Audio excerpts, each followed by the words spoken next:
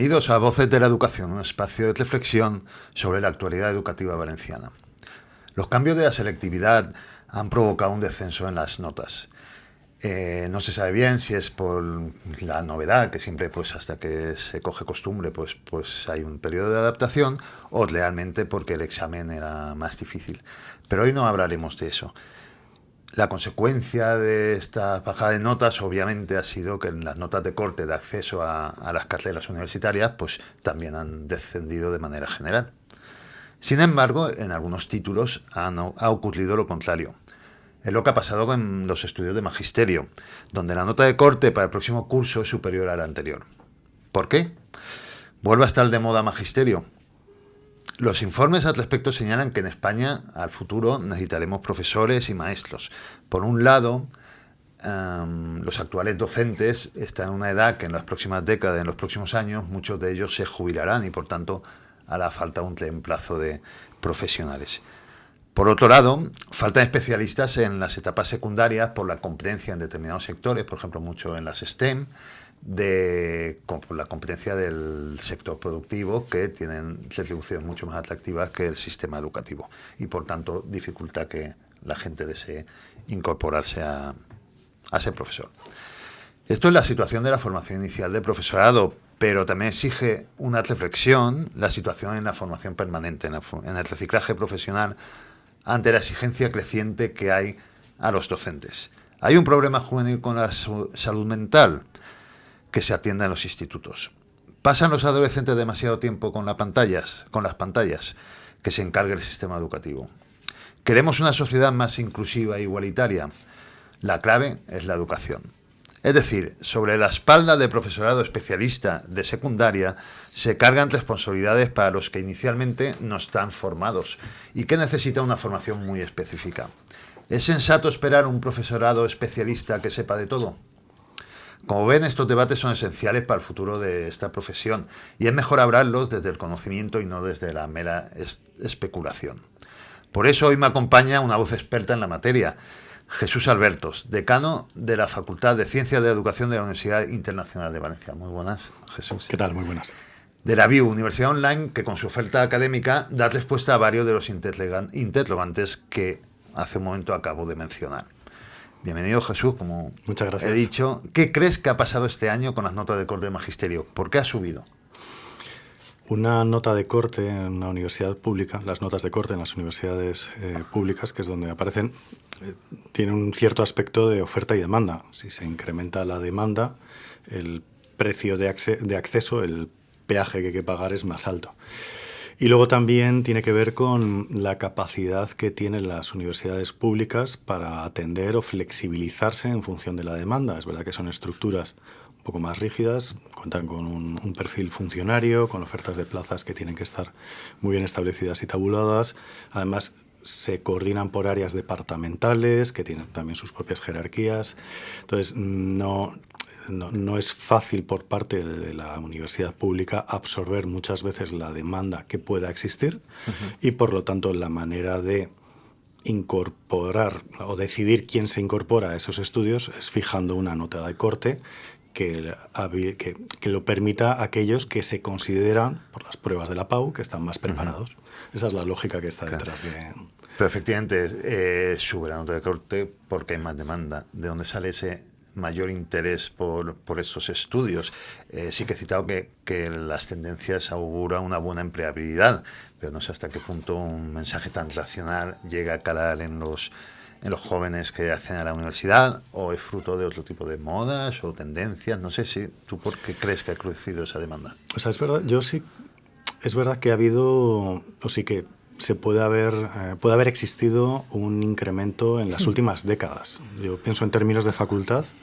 Si miramos históricamente, las escuelas de magisterio eran escuelas que absorbían una demanda bastante estable, o sea, no eran como muy masivos. En las últimas décadas sí que se ha venido viendo un incremento del interés por parte de la población de la educación como posible salida laboral. Y yo creo que este es un enfoque correcto. ¿Cuál es una posible salida laboral accesible, la cual parece que hay demanda laboral y que, en cierta manera, no hay mucha exigencia de entrada para poder cursar esos estudios. Entonces, el cruce de todos esos factores hace que pueda ser atractivo. En el marco OCDE estamos más o menos a la par. Sí que en España hay un poco más, pero sí que se ve que dentro del marco OCDE nos movemos dentro de unos rangos bastante homogéneos. En España sí que es cierto, estaba mirando datos, si son correctos, de los últimos años, los 2 últimos, hemos pasado prácticamente de unos 18.000 estudiantes estudiando primaria a unos 20 y tantos mil, 22.000, 23.000, prácticamente este año, el año pasado, este año. Entonces, claro, son 5.000 estudiantes más. Pasando de nuevo a matrícula, es mucha carga. Claro. Ahí es verdad que las universidades públicas tienden a llenarse y mucha de la flexibilización de esa demanda, sobre todo de los estudiantes que van más allá de los 18 o 24 años, es decir, los que tienen una segunda, esto se lo plantean como unos segundos estudios, una segunda carrera, la posibilidad de ampliar su empleabilidad después de haber tenido un recorrido profesional previo o después de haber pasado unas circunstancias personales que no lo han posibilitado, pues lo ven como una posible vía de acceso y consideran que son estudios accesibles, ¿no? Para poder compatibilizarlo y luego poder proyectarse.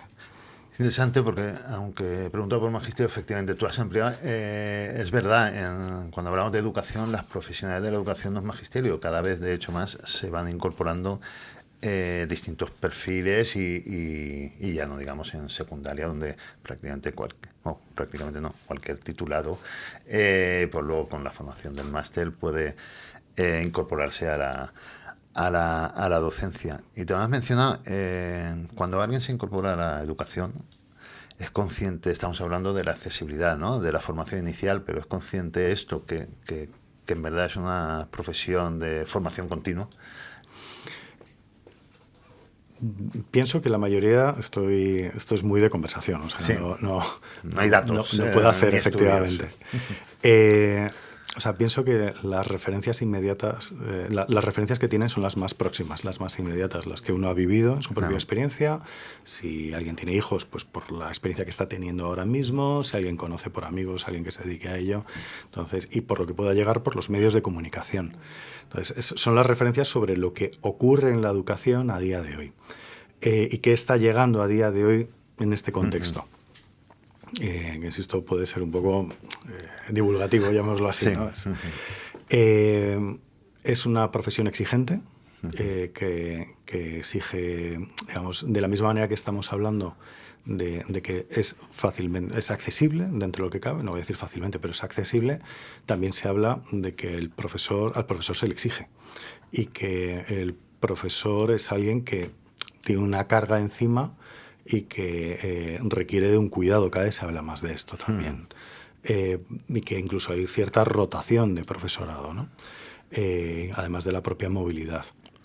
Entonces, ¿qué es lo que llega al final cuando alguien llega y en términos de incorporación y actualización? Que es un punto de partida lo que recibes en una universidad. A día de hoy sí que se ha ido apostando por prácticas, por incorporación al centro con un seguimiento dentro del propio centro y además un seguimiento académico para que diga que dé cuenta de que efectivamente las competencias que se han dicho que se iban a desarrollar se han ejecutado correctamente en el centro. Y luego, a partir de ahí, esa experiencia inicial requiere de un rodaje previo. Realmente el primer año, pues muchos de los docentes que se incorporan, la primera pregunta que se hacen es si lo estaré haciendo bien o no en términos de mis estudiantes. Claro. El segundo año probablemente se pregunte mucho más en términos de llegaré al nivel de los que he visto aquí que llevan mucho tiempo. Y eso lleva a que después haya preguntas del tipo, ¿esto es realmente lo mío? Es decir, luego uno va viendo que hay un periodo de adaptación más o menos prolongado porque mientras que hay otro tipo de estudios menos especializados que te permiten ubicarte en distintos roles dentro de un proyecto, en educación las estructuras son muy planas. Eres docente, eres docente. Y como mucho puedes cambiar de años. Claro. Y si has estudiado primaria, con mucho de primero a sexto. Si has estudiado infantil, en los primeros años, ¿no? Y si has estudiado secundaria, en tu área de especialización y solo durante los años que sea secundaria o bachillerato, y ahí te vas a mover el resto de tu... Y vas a ver la película de la educación en esa línea de montaje solo en un punto. Claro. Siempre, que eso también es una cosa que a veces uno pierde la perspectiva cuando uno está en el aula todos los días, ¿no? Claro. Eso requiere un periodo de aclimatación, llamémoslo así. Claro. A la gente que le gusta acaba disfrutando muchísimo, hay gente que acaba aprendiendo a ello, y hay gente que pues efectivamente pensaba que era otra cosa, ¿no? Que hay algo muy polémico, ¿no? Que es o siempre en Solfa, ¿no? Por decirlo así, que es el máster de profesorado. Sobre todo frente, y ahora hablaremos de ello, los nuevos retos que se exige al profesorado de secundaria y bachillerato y FP, bueno, de esas etapas educativas o de edad. El máster de profesorado se queda corto, cumple su función, en fin, habría que repensarlo. Es una pregunta de mucho calado. Es decir, siempre ha habido una reflexión sobre el máster de secundaria. A día de hoy es mucho mejor que lo que había antes, el antiguo CAP. El CAP eran 100 horas, pocas horas, en las cuales ni había prácticas, más o menos uno recibía unas nociones pedagógicas y con ello ibas. La configuración que tiene también el sistema educativo es que pasamos de un infantil primaria, prácticamente con profesores, tutores que van acompañando a los niños a lo largo de todo el ciclo, a un profesorado mucho más especialista, más especialista por las asignaturas.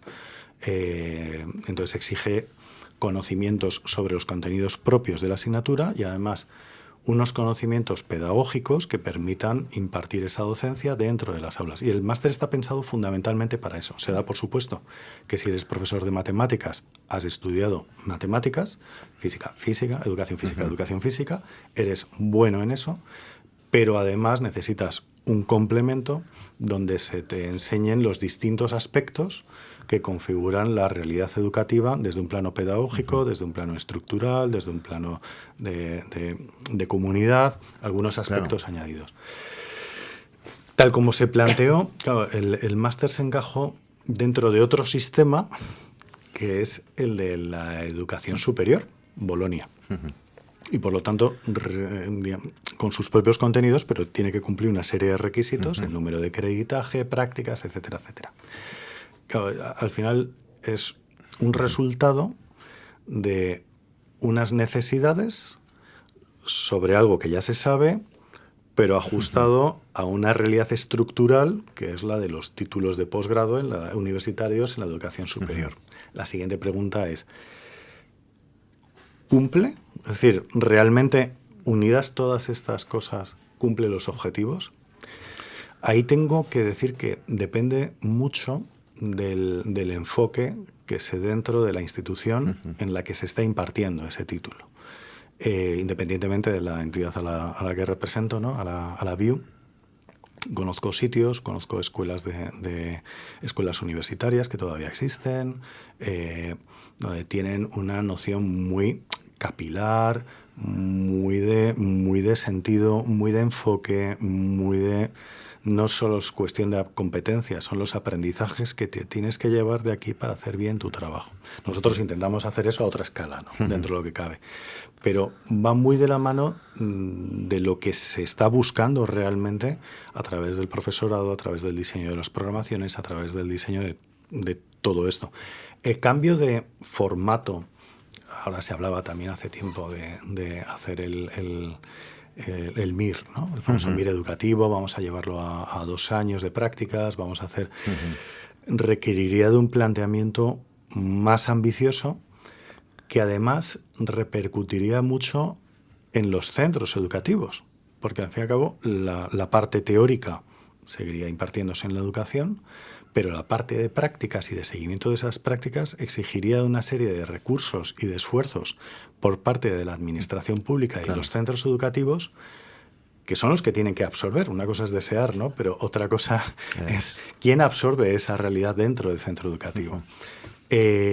Cuanto más se apueste por prácticas, evidentemente más preparado está el estudiante a nivel Eso no significa que siempre garantice realmente esos aprendizajes.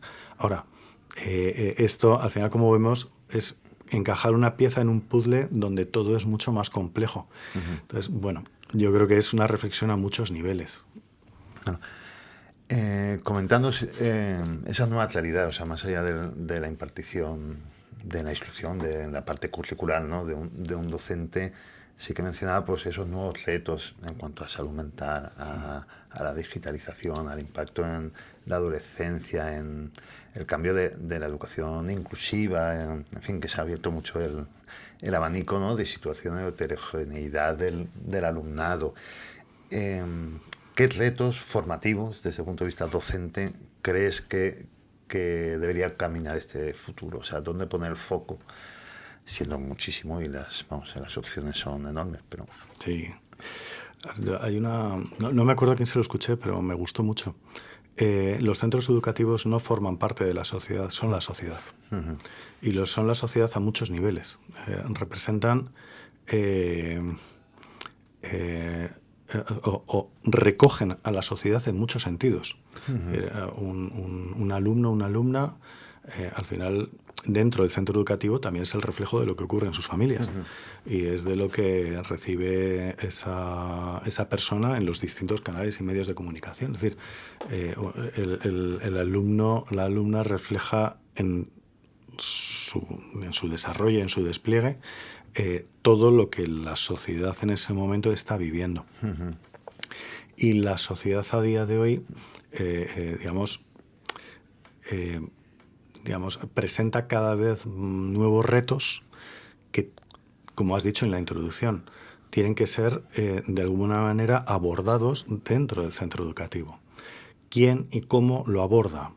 Esta es una gran pregunta dentro de lo que cabe, porque de la formación que recibe un profesor, una profesora a día de hoy en una universidad, sobre todo el enfoque está orientado al desarrollo de unas metodologías en enseñanza-aprendizaje dentro de un contexto donde tengo que hacer un despliegue curricular que me viene ya currículum, efectivamente, me viene ya preestablecido, con muchos apoyos de vez en cuando editoriales y con algunas variaciones de contexto, como la incorporación de nuevas tecnologías, el despliegue de programas bilingües, etcétera, etcétera, ¿no? Que eso luego genera también sus propios retos, ¿no? Dentro del despliegue curricular y la aplicación de metodologías. Pero este es el cruce de caminos que se acaba encontrando un profesor, una profesora, un centro educativo, un maestro. ¿Qué nos encontramos a día de hoy, ¿no? Y esto tiene mucho que ver con la conversación que se tiene con la comunidad educativa, con directores, directoras de centro, jefes de estudio, orientadores.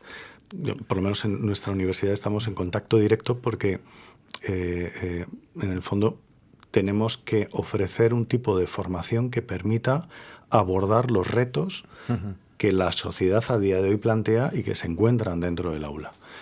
¿Qué nos encontramos a día de hoy? Pues nos encontramos que lo que antes se consideraba que era una educación más o menos formal y normalizada, lo de educación normalizada sí que viene por la aplicación de un currículum, pero no viene por el público que te encuentras delante. Y cada vez más esto ocurre, o sea, uno se encuentra cada vez más esto. Empezó prácticamente con la era de las tablets, continuó con la era de las redes sociales, continuó después con el despliegue de todo lo que tenía que ver con pantallas, plataformas, dispositivos, y todo lo post-COVID ha llevado a una panoplia de situaciones mucho más variadas. Un profesor, una profesora, un maestro, una maestra, cuando está dentro de un aula, se habla de personalización de la educación, pero lo que se encuentra son situaciones que van mucho más allá. Necesidades educativas específicas, trastornos ya mucho más avanzados, ritmos de aprendizaje diferenciados, con un despliegue de herramientas que tiene que aprender a utilizar. Porque además la propia administración o la propiedad se lo está pidiendo. Claro, nosotros como universidad lo que intentamos es dar la formación necesaria para que ese profesorado esté preparado. Pero es verdad que desde las familias muchas veces lo que se piden cada vez más son recursos complementarios que sean capaces de abordar de manera mucho más específica esas realidades. Claro, lo que quería decir, o incidir, el camino a lo mejor son complementarios, ¿no? Obviamente, pero voy a hacer la dicotomía. El camino es formar mucho más en todas estas aristas o atajos, o callejones, o en fin, derivaciones del camino docente, o realmente es incorporar, no pedir al docente que sea especialista en 6 o 7 ramas profesionales, sino incorporar otros tipos de profesionales. A día de hoy, tal como está establecido y con recursos, no es una mala vía. Es el profesorado de lo que se tienen que encargar es de todo el tema de despliegue curricular dentro del aula y evaluar los aprendizajes, es decir, estableciendo las metodologías, enseñanza-aprendizaje que considero oportunas para que se vayan adquiriendo el nivel de competencias y de aprendizajes necesarios. Es verdad también que el profesorado tiene que dominar cada vez más las situaciones, a lo mejor no para realizar el diagnóstico, no es su función. Claro. Tampoco para ser la persona que vaya a realizar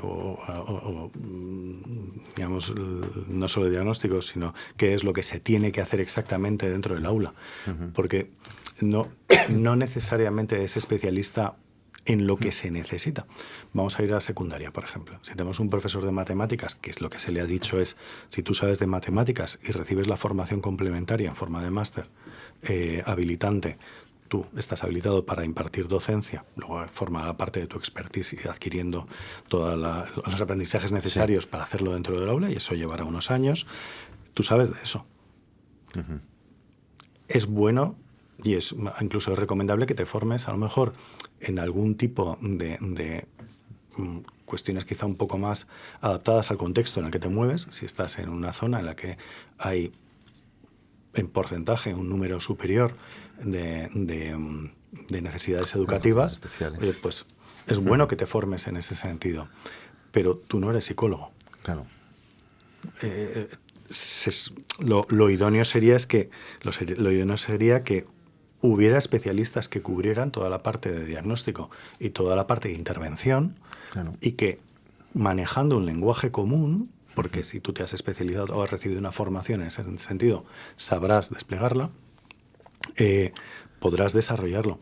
Es más, tal como están configurados los másters a día de hoy, nosotros, para que un máster sea oficial, tiene que estar validado por una agencia de certificación y acreditación, en este caso o la ANECA o la VAP. Los itinerarios, los accesos nos vienen tasados. No todo el mundo puede estudiar lo que quiera porque necesita una formación de origen, claro, que permita extraer todo eso. Porque seguimos hablando en términos de especialización. Claro. Por lo tanto, lo mejor es que las especializaciones se mantengan. Es verdad que cada vez se va a necesitar más manejar ese lenguaje común. Por eso, lo mismo que con TICs, o lo mismo que con TICs, con tecnologías de la información y la comunicación, lo mismo que con metodologías activadas o digitales, lo mismo que... es decir, dependiendo del tipo de formación que requiera el profesor para poder implementar, para poder comunicar, para poder recibir, para poder aterrizar determinadas, se adquiere esa información complementaria. Pero hay un punto en el cual la especialización es especialización.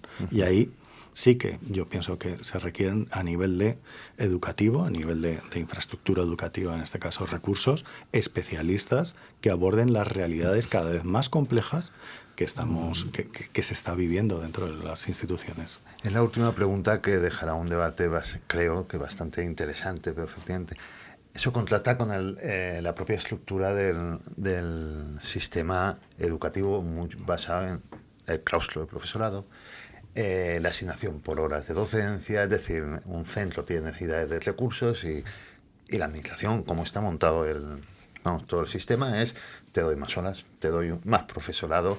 Es difícil introducir, ya digo, por la propia estructura del sistema, otro tipo de perfiles, ¿no? Porque es así, o sea, está basado en profesorado. Poner administrativos, poner educadores sociales, psicólogos desde el punto de vista más de intervención. Es muy complicado porque hasta la gestión de ese personal es externa a educación y, en fin, llama la atención y ya digo, es un gran debate que abrirlo para ser la última pregunta, pero que digamos, cuanto más los objetivos de la educación, lo que se espera de él, se va complejizando, es más compleja, todavía la estructura no se va dando esa multidisciplinariedad que cualquier organización, empresa, entidad social, administración, sí que se está dotando pues, para hacer frente a los retos de hoy en día. No sé si... Totalmente, y o sea, todo lo que es la generación de las estructuras dentro de los centros educativos, las instituciones educativas, siguen siendo herencia de leyes de los 80 y de los 70.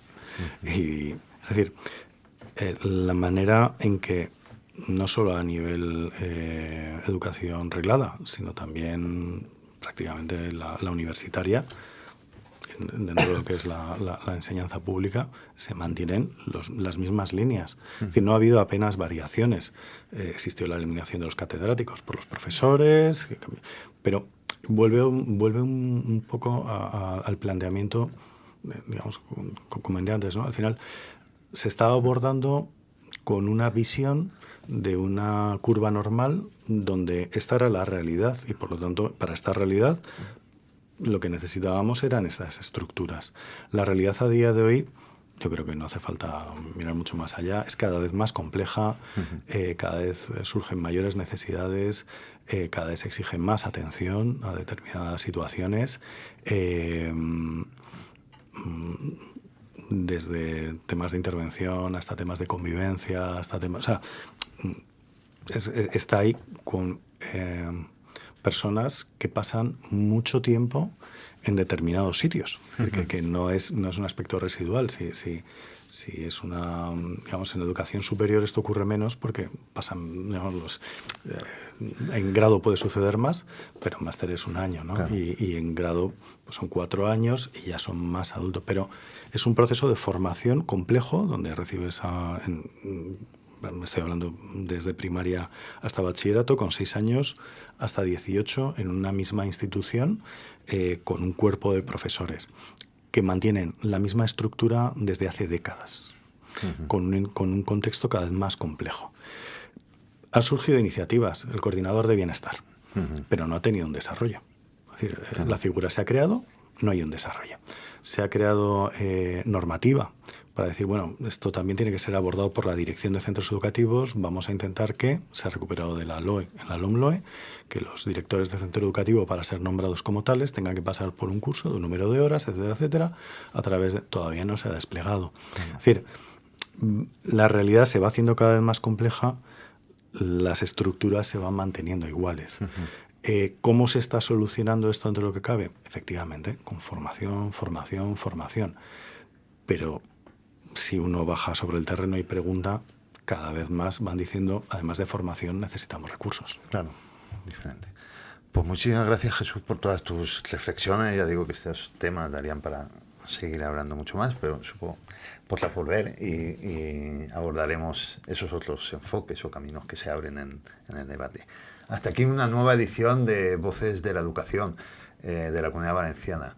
Les recuerdo, no buscamos que esté de acuerdo, sino que le parezca interesante lo que hemos hablado. Muchísimas gracias. Muchas gracias.